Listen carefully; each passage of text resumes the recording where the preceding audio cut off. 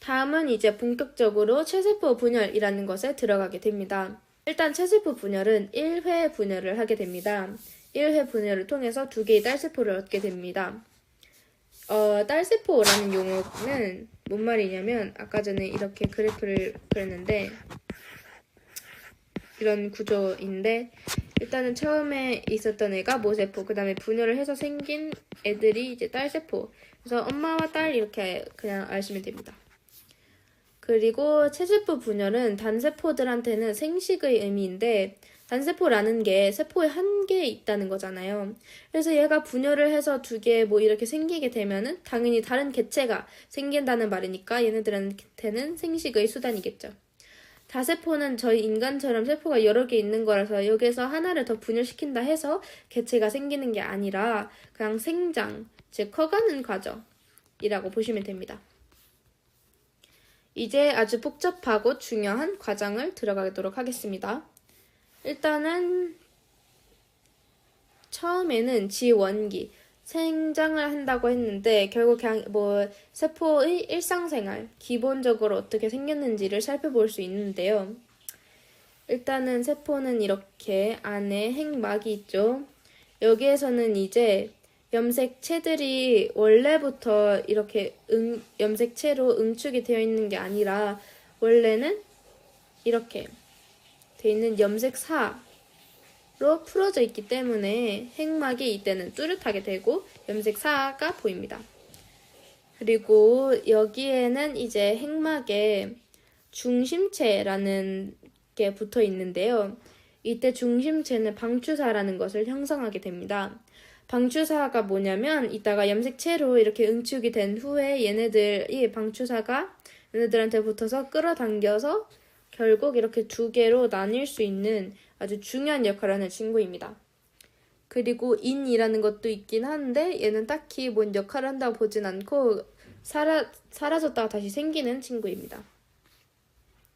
그래서 얘를 처음에 시작한 애가 모세포라고 불리죠. 그래서 간기, 지원기, S기, G2기. 그래서 이때는 단백질 합성, 즉 유전자 복제를 하게 됩니다. 원래 이렇게 하나였던 것이 이렇게 2개로 복제가 됐다고 간단하게 보시면 됩니다. G2기에서는 이제 나머지 필요 물질들을 합성하게 됩니다. 그 다음에 전기, 드디어 이제 분열을 시작했습니다. 얘네가 이제 분열기인 N기가 되겠죠. 자, 전기 먼저 살펴보겠습니다. 이렇게 원래 이렇게 있던 애들이 이렇게 풀어져 있던 염색사들이 응축이 돼서 염색체로 생겼죠. 그래서 처음 원래 있던 얘네가 이렇게 원본이라고 보시면 되고 얘네가 복제된 거, 복사본이라고 보시면 됩니다. 그래서 얘네들이 이제 중심체들이 방추사를 형성하고 있고 앞에서 있었던 이 핵막과 인이 이때는 사라지게 됩니다. 그 다음에 중기는 얘네들이 적도면이라고 하는 세포의 중앙에 얘네들이 이렇게 쭈르륵 서서 중앙 배열이 되고 이때가 아마도 이제 관찰이 가장 잘 되는 시기라고 많이 나옵니다. 이 형성된 방추사들은 염색체의 이 중앙에 있는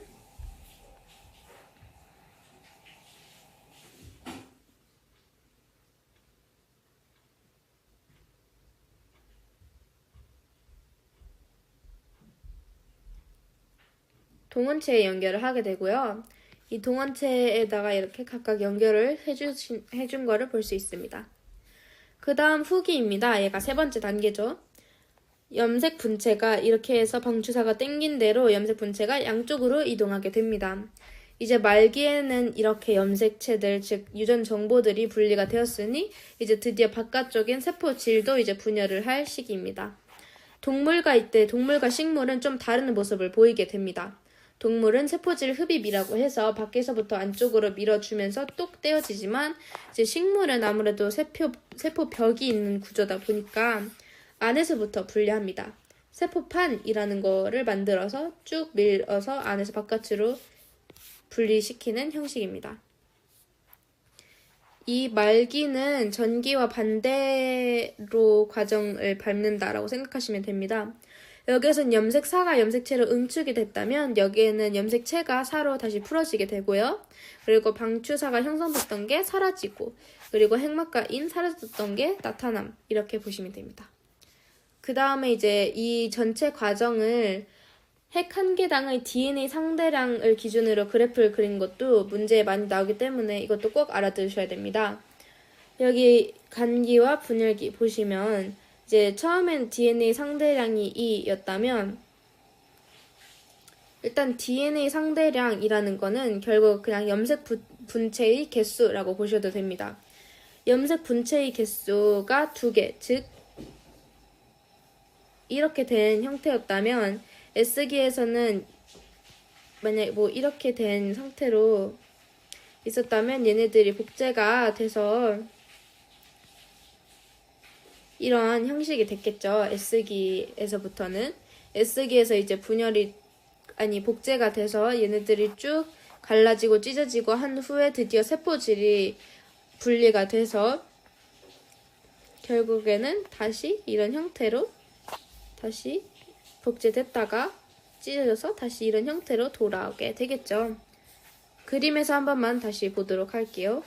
원래 이랬던 애들이잖아요. 원래 이랬던 애들이 복제가 되고 원래 이랬던 애들이 복제가 돼서 이런 형태를 갖추게 되고 찢어져서 다시 이 형태와 같아지게 됐다. 그래서 핵상도 처음과 끝이 이 N으로 같게 됩니다. 아까 전에 이 N이 그 상동 염색체가 있는 거라고 말씀드렸다시피 처음에 시작한 애들 이렇게 상동 염색체가 있죠. 그래서 얘네는 EN의 형태입니다. 그래서 똑같이 EN으로 끝내게 되겠죠. 그래서 핵상은 변화가 없고 딸세포와 모세포는 유전 정보, DNA 양 등이 같게 됩니다. 이거는 근데 왜 굳이 분열을 하는 걸까요? 앞에서 말했다시피 다세포 생물들에겐 이게 생장의 구조인데 이렇게 생장하는 게 크기가 커지는 게 아니라 분열을 통해서 수가 많아지는 거니까 왜 굳이 이제 세포 수를 늘리려고 하는가? 또는 굳이 크기를 키우지 않는 이유가 무엇일까? 살펴보도록 하겠습니다. 일단 본론부터 말씀드리자면 물질 교환을 더 원활하게 하기 위해서 하는 것입니다. 여기 보시면 부피당 표면적이 얘가 더 커서 물질 교환이 더 잘 된다라고 나타내져 있는데요. 당연히 부피당 표면적이 더 크면 그만큼 물질이 접촉할 수 있는 표면적이 크다는 뜻이기 때문에 물질 교환도 당연히 더 원활하게 되겠죠. 근데 이걸 어떻게 할 수 있을까요? 일단 얘네가 한 세포라고 보시고 얘가 뭐 3의 길이, 얘가 1의 길이라고 봐서 표면적과 부피를 직접 한번 계산을 해봅시다. 표면적은 당연히 3의 제곱 곱하기 6이기 때문에 54, 그리고 부피는 3의 세제곱이라서 27, 따라서 부피당 표면적은 2가 되겠죠.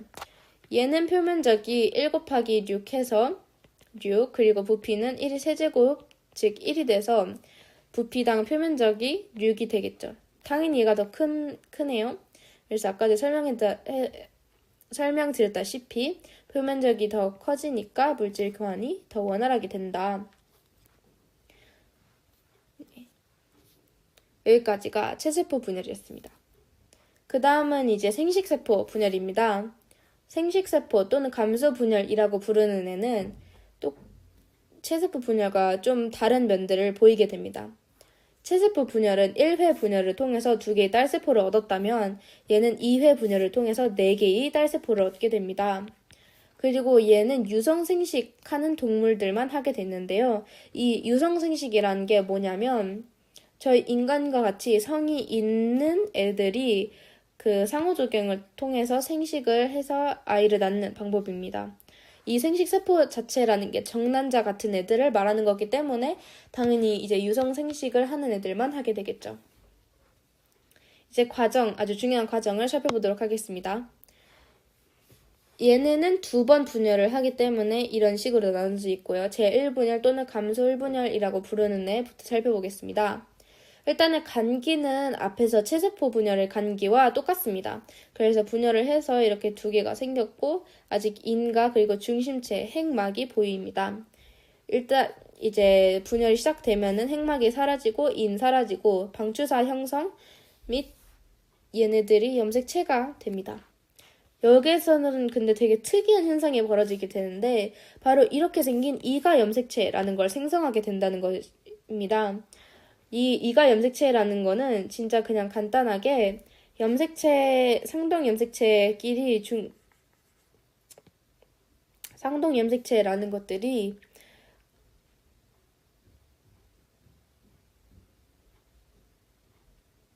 동원체를 통해서 이렇게 결합되어 있는 애를 이가 염색체라고 합니다.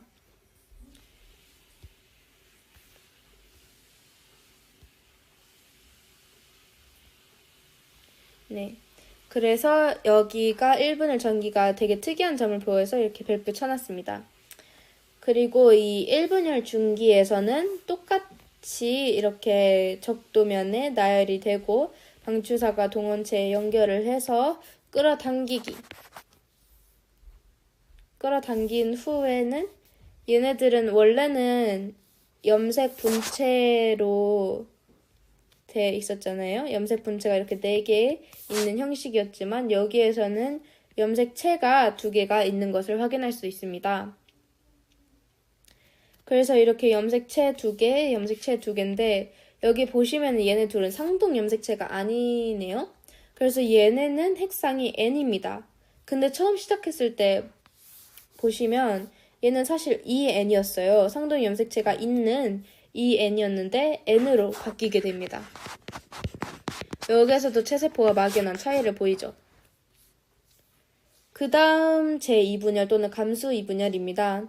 이때는 간기가 존재하지 않고 바로 2분열 전기로 넘어갑니다.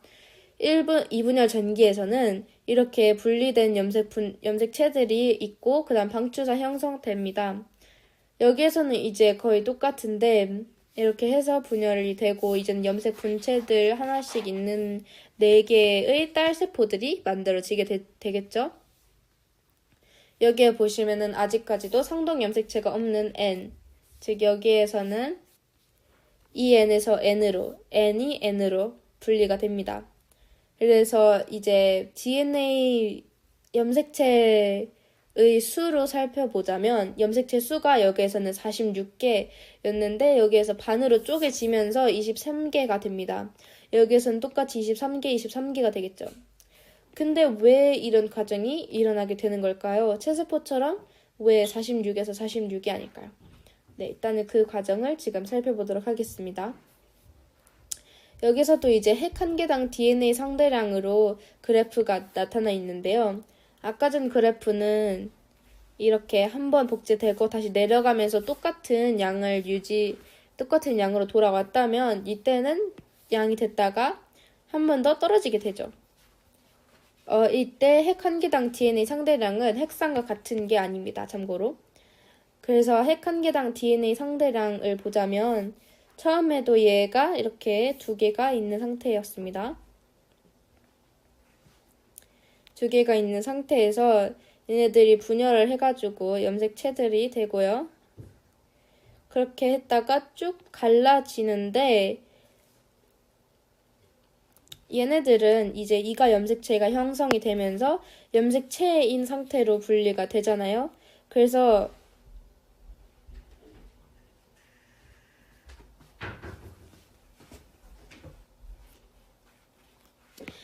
이때를 보신다면 염색 분체의 개수는 사실상 변하지 않습니다. 핵 한 개당 DNA 상대량은 결국 염색 분체의 개수를 보는 거기 때문에 처음 시작했을 때 염색 분체의 개수가 원래 하나, 둘, 셋, 4개였죠. 이때도 이제 하나, 둘, 셋, 4개가 됩니다. 그래서 다시 돌아오게 되고요.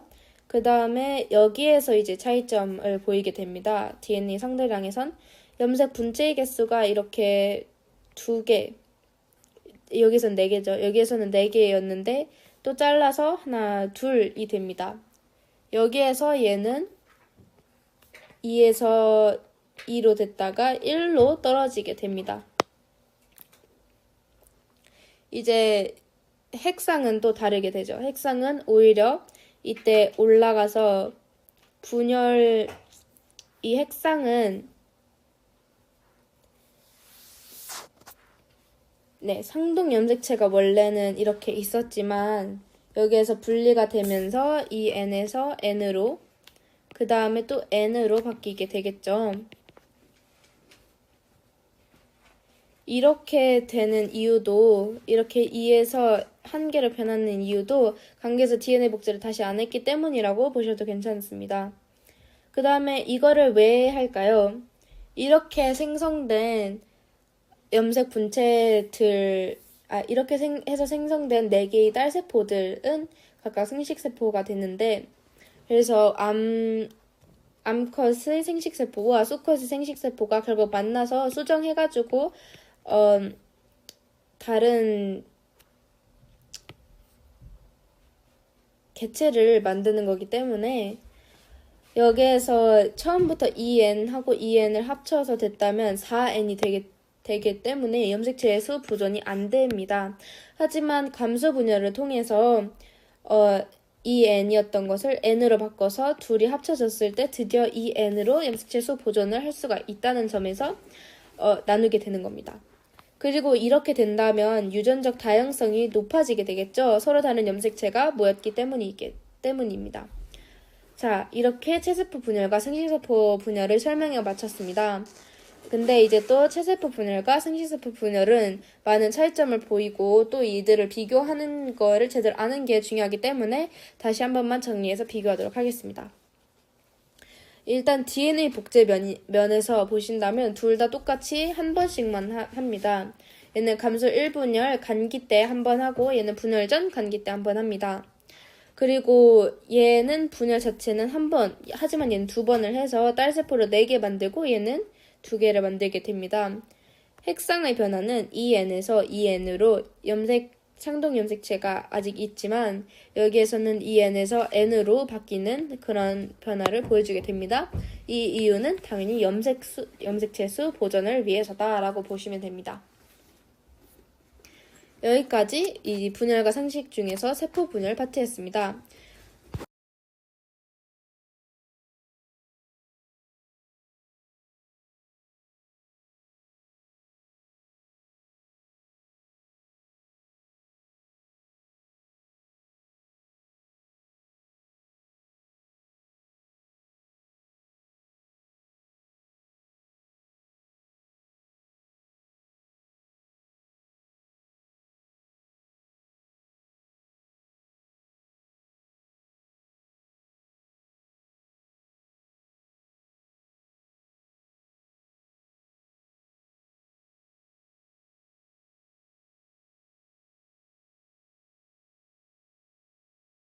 화이팅 하세요.